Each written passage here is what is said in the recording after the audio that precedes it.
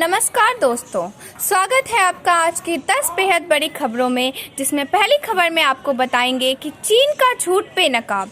देखिए कैसे भाले और बंदूक लेकर आए थे 50 चीनी सैनिक, भारतीय सेना के रोकने पर भी की थी फायरिंग। दूसरी बड़ी खबर में आपको बताएंगे कि भारत बना रहा है दुनिया का सबसे खतरनाक मिसाइल। तीसरी बड़ी खबर में आपको बताएंगे कि मोदी जी ने कहा है भारतीय मीडिया को भी ग्लोबल होने की ज़रूरत। जी हाँ दोस्तों, लेकिन खबर में आगे बढ़ने से पहले आप सभी पीएम मोदी और देश के सेना के साथ हैं तो आप अभी इस वीडियो को लाइक कीजिए, फ्री में सब्सक्राइब करके घंटी बजाइए, कमेंट में लिखिए जय हिंद। रुक करते हैं पहले खबर की तरफ। चीन का झूठ बेनकाब। देखिए कैसे भाले और बंदूक लेकर आए थे 50 चीनी सैनिक, भारतीय सेना के रोकने पर भी की थी फायरिंग। जी हाँ दोस्तों, चीन की पीपुल्स लिबरेशन आर्मी PLA ने सोमवार को एक बार फिर पूर्वी लद्दाख में LAC पर अपने नापाक मंसूबों को अंजाम देना चाहा, लेकिन भारतीय सैनिकों की मुस्तैदी से उन्हें फिर नाकामी हाथ लगी। सरकारी सूत्रों ने सोमवार शाम को हुए घटनाक्रम का ब्यौरा देते हुए कहा कि हथियारों से लैस चीनी सैनिकों ने भारतीय चौकियों के नजदीक आने की कोशिश की और फिर रोकने पर फायरिंग की। उधर चीन ने उल्टे भारतीय सैनिकों पर घुसपैठ और गोलीबारी का आरोप मढ़ा था, लेकिन LAC की कुछ तस्वीरें सामने आई है जिनमें दिख रहा है कि किस तरह चीनी सैनिक बंदूकों के अलावा भाले और रोड जैसे हथियारों के साथ आए थे। सरकारी सूत्रों के मुताबिक करीब 50 सैनिक सोमवार को शाम करीब 6 बजे मुखपारी चोटी के पास स्थित भारतीय चौकी की ओर आक्रामक तरीके से बढ़ रहे थे। चीन की सेना का प्रयास भारतीय सैनिकों को लद्दाख में मुखपारी चोटी और रेकिनलाच क्षेत्रों में स्थित सामरिक चोटियों से हटाना था। सूत्रों ने बताया कि पूर्वी लद्दाख में भारतीय चौकी की ओर सोमवार शाम को आक्रामक तरीके से बढ़ रहे चीनी सैनिकों ने छड़ भाले और धारदार हथियार ले रखे थे। सूत्रों ने बताया कि जब भारतीय सेना ने सोमवार शाम में चीन की PLA को रोका तो उन्होंने हमारे सैनिकों को भयभीत करने के लिए हवा में 10-15 बार गोलियां चलाई, लेकिन वहां तैनात भारतीय सेना के जवानों ने दृढ़ता से उनका सामना किया, जिसमें उन्हें पीछे हटने के लिए मजबूर होना पड़ा। पैंगोंग झील क्षेत्र के दक्षिणी तट के आसपास में स्थिति सामरिक चोटियों पर भारत की स्थिति मजबूत है। इससे पहले भारतीय सेना ने PLA द्वारा उस पर वास्तविक नियंत्रण रेखा LAC पार करने के लगाए गए आरोपों को मंगलवार को सिरे से खारिज करते हुए कहा कि चीनी सैनिकों ने सोमवार को हवा में गोलियां चलाई और पूर्वी लद्दाख में भारतीय ठिकाने के करीब आने की कोशिश की। PLA ने सोमवार देर रात को आरोप लगाया था कि भारतीय सैनिकों ने LAC पार की और पूर्वी लद्दाख में पैंगोंग झील के पास चेतावनी देने के लिए गोलियां चलाई। रुक करते हैं अगली खबर की तरफ। भारत बना रहा है दुनिया का सबसे खतरनाक मिसाइल, जानिए पूरी खबर। जी हाँ दोस्तों, आज के वर्तमान समय में भारत के वैज्ञानिक और इंजीनियर देश को सशक्त और शक्तिशाली बनाने के लिए दिन रात काम कर रहे हैं। मिली जानकारी के मुताबिक भारत वर्तमान में दुनिया का सबसे खतरनाक मिसाइल बनाने पर कार्य कर रहा है। माना जाता है कि रक्षा अनुसंधान एवं विकास संगठन DRDO बहुत जल्द इस मिसाइल को तैयार कर लेगा। इस मिसाइल को सूर्या मिसाइल का नाम दिया गया है। सूत्रों और मीडिया रिपोर्ट्स की माने तो रक्षा अनुसंधान और विकास संगठन पिछले कई सालों से इस मिसाइल पर काम कर रहा है। आपको बता दें कि भारत के सर्वाधिक सीक्रेट प्लान के तहत बनाई गई इस मिसाइल की मारक क्षमता के बारे में बताया जा रहा है कि इसकी मारक क्षमता 10,000 से 16,000 किलोमीटर तक की है। यह एक इंटरकॉन्टिनेंटल मिसाइल है। वहीं अगर बात चीन के पास 14,000 किलोमीटर तक मार करने वाली मिसाइल है। भारत अगर इस मिसाइल को बना लेता है तो वो अमेरिका, रूस और चीन की श्रेणी में शामिल हो जाएगा। भारत के पास अभी वर्तमान में अग्नि 5 मिसाइल है जो 5500 किलोमीटर तक मार सकता है। इसके जद में पूरा चीन आता है। रुक करते हैं अगली खबर की तरफ।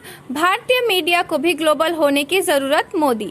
जी हाँ दोस्तों, प्रधानमंत्री नरेंद्र मोदी ने मंगलवार को कहा कि हर अंतर्राष्ट्रीय मंच पर भारत की उपस्थिति मजबूत हुई है। ऐसे में भारतीय मीडिया को भी ग्लोबल होने की जरूरत है। जयपुर में जवाहरलाल नेहरू मार्ग पर समाचार पत्र समूह पत्रिका की ओर से निर्मित पत्रिका गेट का वीडियो कॉन्फ्रेंस के माध्यम से उद्घाटन करने के बाद अपने संबोधन में प्रधानमंत्री ने कहा कि मीडिया द्वारा सरकार की आलोचना स्वाभाविक है और इससे लोकतंत्र मजबूत हुआ है। मोदी ने कोरोना महामारी एपिडेमिक को लेकर जागरूकता फैलाने के लिए मीडिया की सराहना करते हुए इसे लोगों की अभूतपूर्व सेवा बताया। प्रधानमंत्री ने कहा कहा, भारत के स्थानीय उत्पाद आज ग्लोबल हो रहे हैं। भारत की आवाज भी और ज्यादा ग्लोबल हो रही है। दुनिया भारत को और ज्यादा गौर से सुनती है। हर अंतर्राष्ट्रीय मंच पर भारत की मजबूत उपस्थिति है।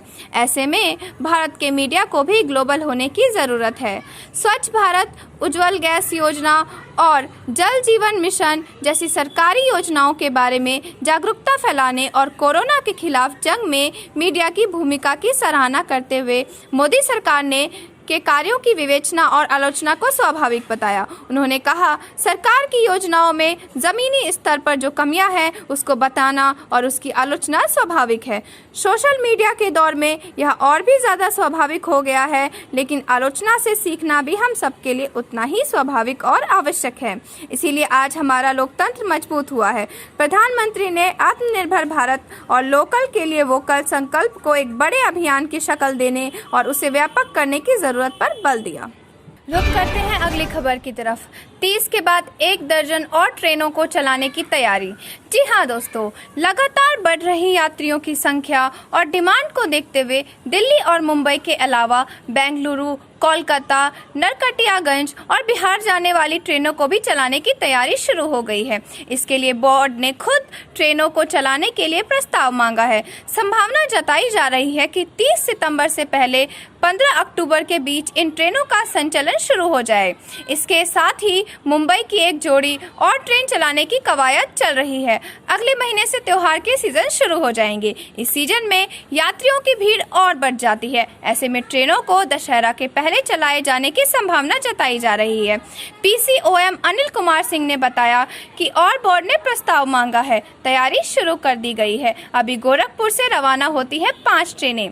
गोरखपुर से बनकर दिल्ली, मुंबई और अहमदाबाद जाने के लिए कुछ 5 ट्रेनें हैं। इनमें मुंबई के लिए कुशीनगर, एलटीटी, दिल्ली के लिए गोरखधाम और अहमदाबाद एक्सप्रेस शामिल है। जबकि बिहार से संपर्क क्रांति, सप्त क्रांति, वैशाली और सत्याग्रह एक्सप्रेस गोरखपुर से होकर रवाना होती है। रुक करते हैं अगली खबर की तरफ। श्रीनाथ जी मंदिर में दर्शन जल्द खुलने की तैयारियां शुरू। जी हां दोस्तों, नई गाइडलाइन के साथ सकेंगे श्री जी प्रभु के दर्शन। भक्तों को लंबे अरसे के बाद प्रभु के मुखारबिंद के दर्शन हो सकेंगे। मंदिर मंडल के मुख्य निष्पादन अधिकारी जितेंद्र ओझा ने जानकारी देते हुए बताया कि श्री जी मंदिर में दर्शन खोलने के लिए मंदिर प्रबंधन का सबसे जरूरी कदम कोरोना काल के चलते सामाजिक दूरी को बनाए रखना होगा, जिसके तहत मंदिर में स्टील की रेलिंग लगवाई जा रही है। यह स्टील की रेलिंग 6-6 फीट के गड्ढे करके लगाई जाएगी, जिसमें भक्तजन एक एक करके दर्शन कर आगे निकल जाएंगे। यह रेलिंग गुजरात के वडोदरा निवासी एक वैष्णव ने भेजी है। हालांकि मंदिर खुलने का अंतिम निर्णय तिलकायत की आज्ञा के बाद ही लिया जाएगा, फिर भी कवायद लगाई जा रही है। रुक करते हैं अगली खबर की तरफ। रेहड़ी पटरी वालों के लिए मोदी सरकार लाई नई योजना। इस तरह मिलेगा 10,000 तक का लोन। जी हाँ दोस्तों, पीएम नरेंद्र मोदी मध्य प्रदेश के स्ट्रीट विक्रेता के साथ स्वनिधि संवाद कर रहे हैं। कोविड-19 खतरे के मध्य आरंभ की गई पीएम स्वनिधि संवाद रणनीति के अंतर्गत भारत में कुल स्वीकृत आवेदनों में 47% आवेदन एमपी से है। कोविड-19 संकट में सड़क किनारे रेहड़ी पटरी पर सामान विक्रय कर रोजी रोटी कमाने वाले दुकानदारों की रोजमर्रा पर बहुत प्रभाव पड़ा है। यही वजह है कि आर्थिक खतरे का सामना कर रहे हैं। रेहड़ी पटरी वालों की सहायता के लिए गवर्नमेंट ने इस रणनीति का प्रारंभ 1 जून को किया था। वहीं इस योजना के तहत गवर्नमेंट विक्रेता को फिर से अपने व्यवसाय को खड़ा करने के लिए बिना किसी शर्त के 10,000 रुपए का लोन देती है। यह लोन किफायती दरों पर प्राप्त हो रहा है। गवर्नमेंट की इस लोन स्कीम का नाम PM street vendors Atmanirbhar Nidhi रखा गया है।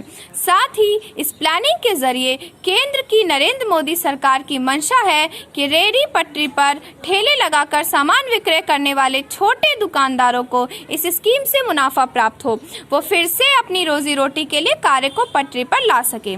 सस्ते दरों पर प्राप्त होने वाले इस गवर्नमेंट लोन की स्कीम को जून 2020 में पेश किया गया। वहीं इसकी खासियत है कि इसके तहत वितरित किए गए लोन के लिए किसी प्रकार की गारंटी नहीं ली जाती है। दुकानदार को सबसे पूर्व सरकारी स्कीम की ऑफिशियल वेबसाइट http pmsvanidhi.mahua.government.in पर जाना होगा। इसे आवेदक को ध्यान से पढ़ना चाहिए। इसके पश्चात व्यू मोर के विकल्प पर क्लिक करना होगा। इसके पश्चात आवेदक को व्यू डाउनलोड फॉर्म पर क्लिक करना होगा, जिसके पश्चात लोन स्कीम के लिए फॉर्म खुल जाएगा तथा इसे फ्लिप पर आप अप्लाई कर सकते हैं तथा इस स्कीम के माध्यम से आप अपना कार्य पूर्ण कर सकते हैं।